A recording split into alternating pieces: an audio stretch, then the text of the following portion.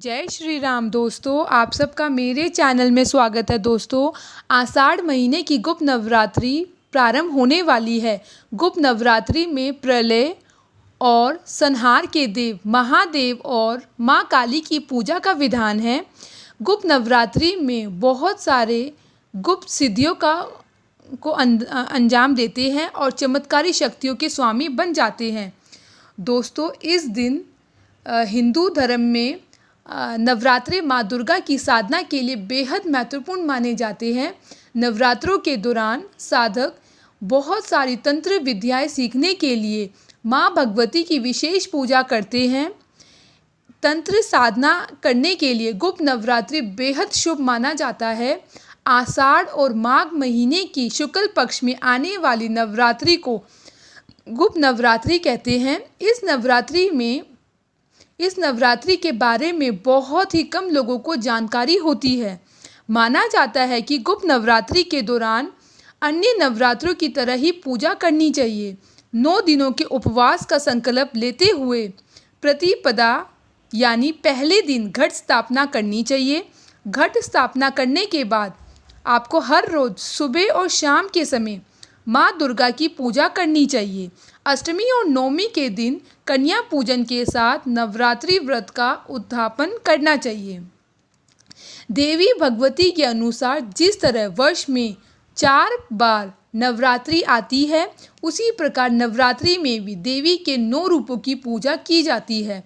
ठीक उसी प्रकार गुप्त नवरात्रि में भी 10 महाविद्याओं की साधना की जाती है। गुप्त नवरात्रि विशेषकर तांत्रिक क्रिया, शक्ति साधना, महाकाल इन सब से जुड़ा हुआ है। इस दौरान देवी भगवती के साधक बेहद कड़े नियम के साथ व्रत और साधना करते हैं।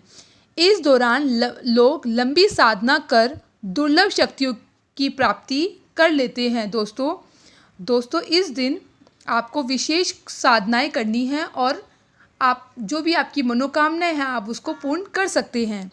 गुप्त नवरात्रि में दुर्गा पूजा का आरंभ करने से पहले कलश स्थापना करने का विशेष विधान है, जिससे माँ दुर्गा की पूजा बिना किसी विघ्न के कुशलतापूर्वक संपन्न हो जाती है और माँ अपनी कृपा बनाए रखती है।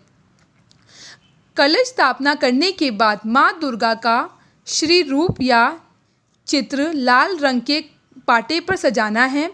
फिर उनके बाएं ओर गौरी पुत्र श्री गणेश का श्री रूप या फिर चित्र विराजित करना है। पूजा स्नान की उत्तर पूर्व दिशा में धरती माता पर 7 तरह के अनाज, पवित्र नदी की रेत और जौ डालनी है। कलश में गंगा जल, लौंग, इलायची, पान, सुपारी, रोली, मोली, चंदन, अक्षत, हल्दी, सिक्का और पुष्प डालने हैं। आम, पीपल, बरगद, गुलर और पाकर के पत्ते कलश के ऊपर सजाने हैं। जौ और कच्चे चावल कटोरी में भरकर कलश के ऊपर रखने हैं। उसके बीच नए लाल कपड़े से लिपटा हुआ पानी वाला नारियल अपने मस्तक से अपने सर से लगाकर प्रणाम करते हुए रेत पर कलश विराजित करना है। दोस्तों, अब हम कुछ ऐसे उपाय बताएंगे आप इस गुप्त नवरात्रि में करके आप अपनी जो भी मनोकामनाएं हैं उसको पूर्ण कर सकते हैं। ये गुप्त नवरात्रि बहुत ज़्यादा चमत्कारी होती है और आपकी जो भी मनोकामनाएं हैं वो आप इस नवरात्रि में पूरी कर सकते हैं।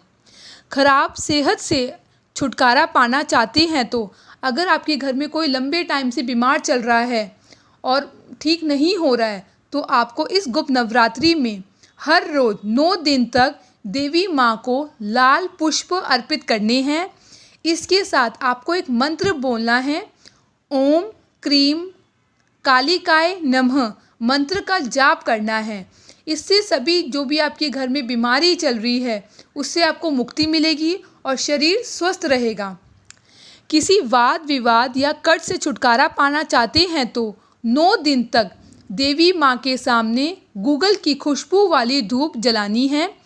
ऐसा करने से माँ दुर्गा प्रसन्न होती है और भक्तों का पुराना कर्ज है उस समस्या से मुक्ति मिल जाती है।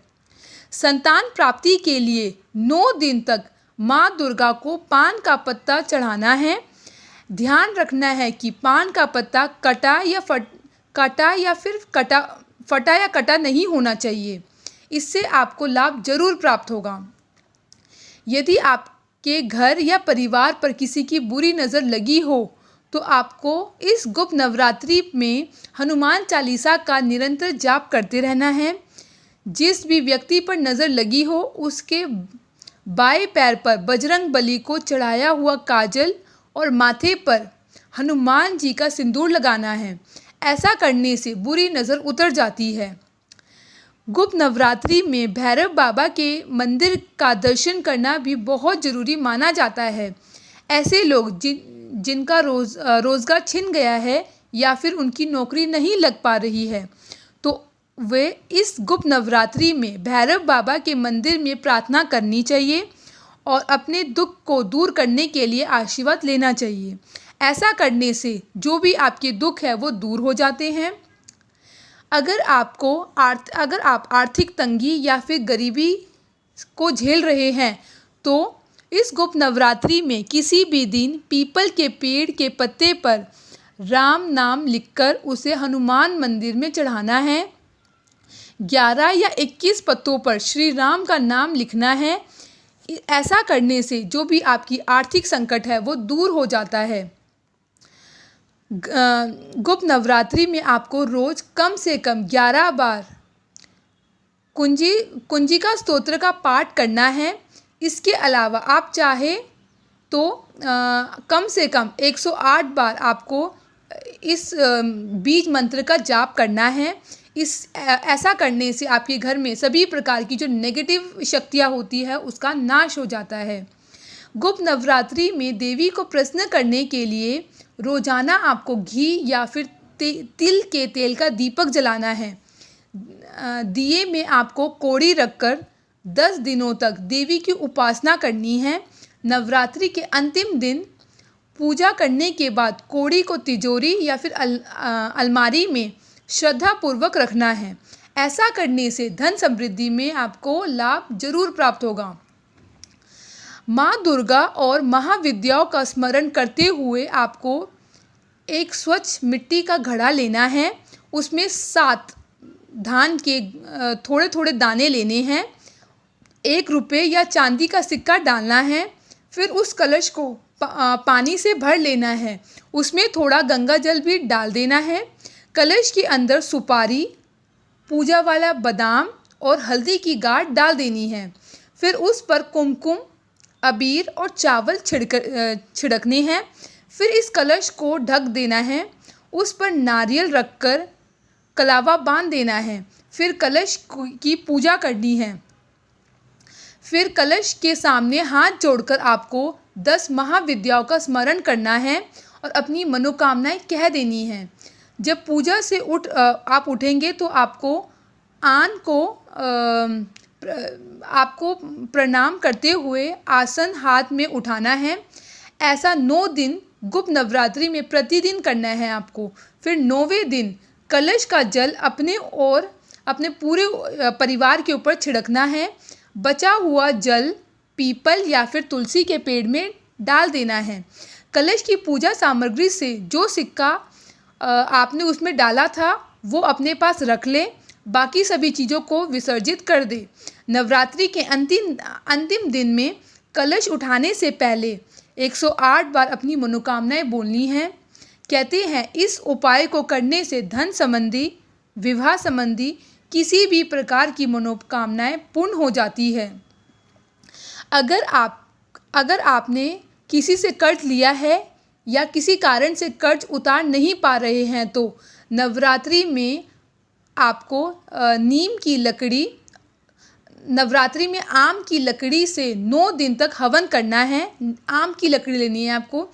इस दौरान गाय के घी में कमल गट्टे को डुबोकर दुर्गा सप्तशती का पाठ करते हुए आहुति देनी है। आखिरी दिन 9 कन्याओं को प्रसाद के तौर पर मखाने की खीर का भोग लगाना है। उन्हें दक्षिणा देनी है और फिर पैर छूकर आशीर्वाद लेना है। अगर आपने इस काम को सफलतापूर्वक कर लिया तो आपको आपकी जो भी इच्छाएं है वो पूर्ण हो जाएगी। दोस्तों, अगर आप काफ़ी समय से अच्छी नौकरी की तलाश कर रहे हैं तो नवरात्रि में दुर्गा सप्तशती के 12वें अध्याय को 21 बार पाठ करना है आपको। श्रद्धापूर्वक 9 कन्याओं को भोजन कराना है और माता से अपनी परेशानियों को दूर करने की प्रार्थना करनी है। कुछ ही समय में आपको शुभ समाचार ज़रूर मिल जाएगा। दोस्तों, अगर आप किसी परीक्षा की तैयारी कर रहे हैं तो गुप्त नवरात्रि में सुबह जल्दी उठकर स्नान आदि करने के बाद आपको सफ़ेद रंग की सूती आसन बिछाना है और पूर्व दिशा की ओर मुँह कर बैठ जाना है।